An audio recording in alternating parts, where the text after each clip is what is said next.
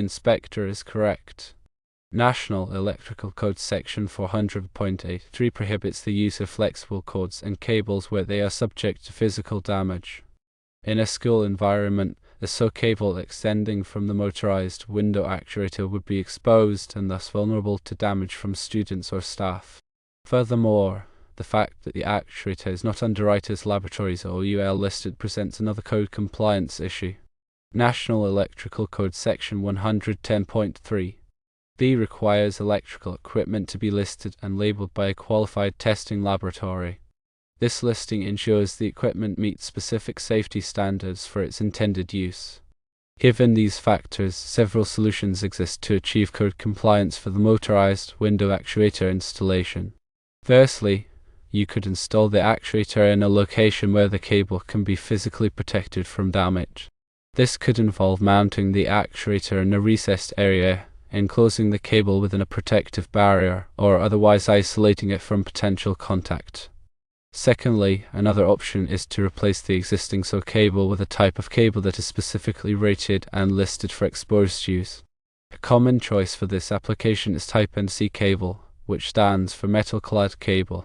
Type NEC cable has a robust metallic sheath that provides excellent physical protection for the conductors inside. It is suitable for direct attachment to surfaces and offers resistance to abrasion, impact, and other forms of damage. When using Type NEC cable, ensure that it is properly terminated at both the actuator and the outlet box using approved connectors.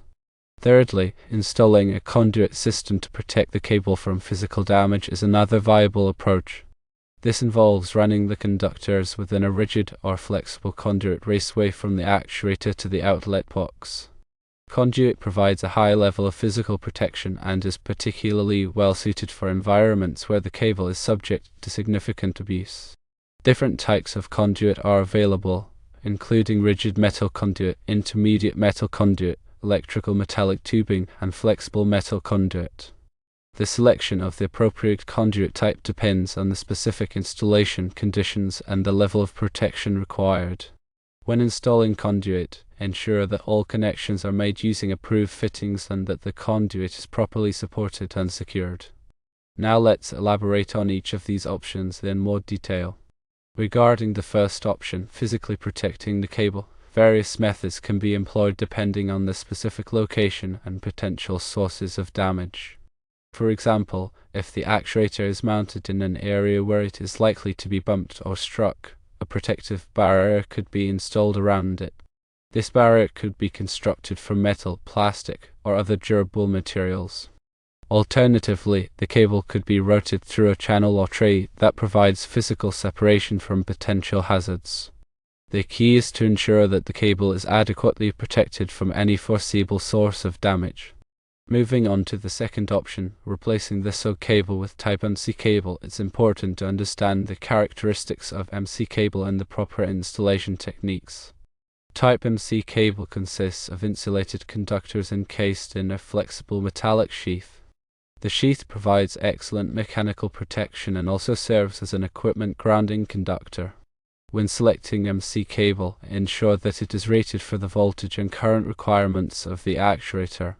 Also, pay attention to the cable's temperature rating, which indicates the maximum operating temperature it can withstand. Installation of NEC cable involves several steps.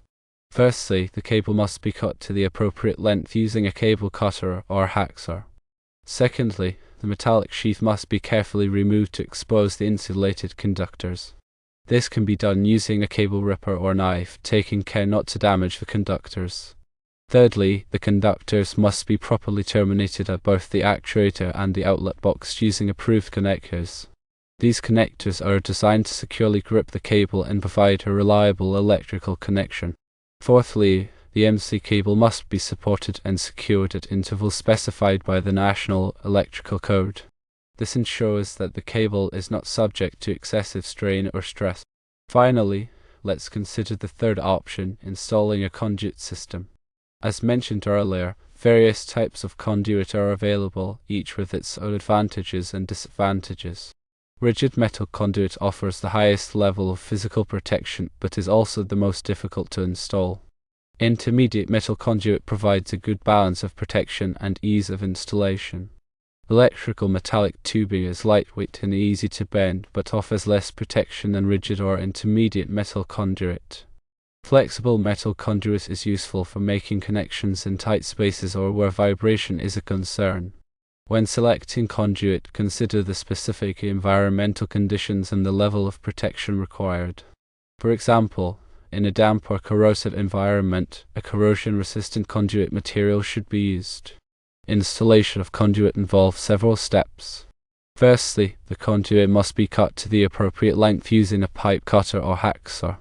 Secondly, the conduit must be bent to the desired shape using a conduit bender.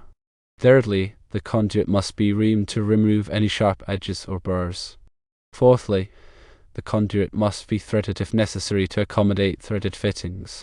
Fifthly, the conduit sections must be joined together using couplings and connectors. Sixthly, the conductors must be pulled through the conduit using a fish tape or cable puller. Seventhly, the conduit must be supported and secured at intervals specified by the National Electrical Code.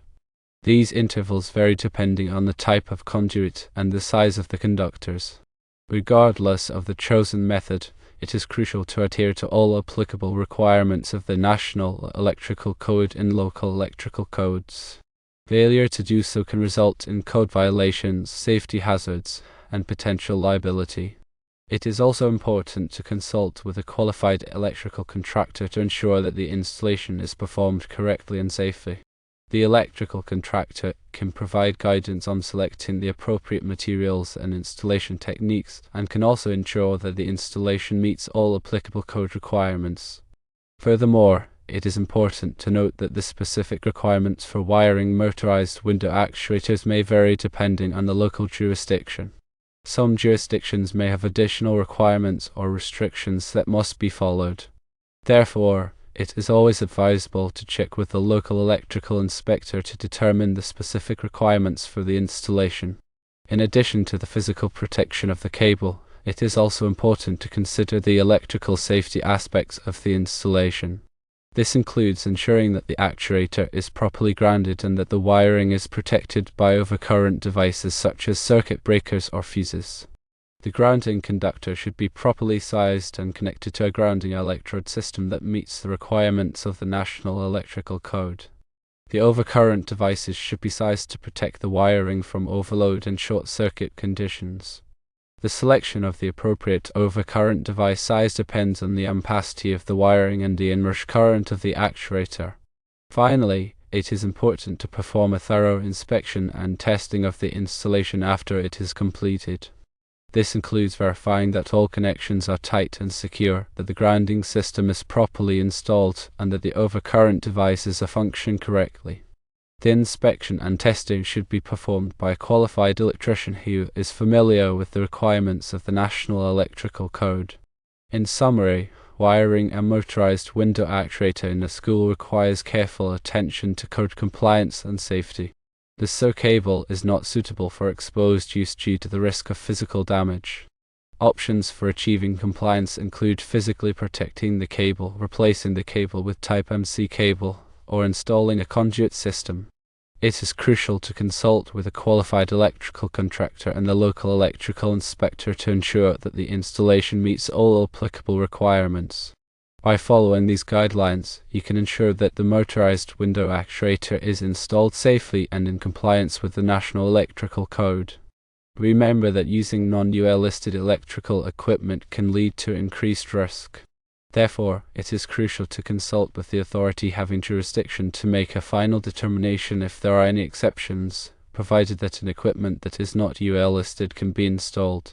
As a final note, always disconnect power and follow safe electrical work practices. When working with electrical equipment, there is an inherent danger that one must be aware of. You should only work with electrical equipment when you are fully qualified to do so.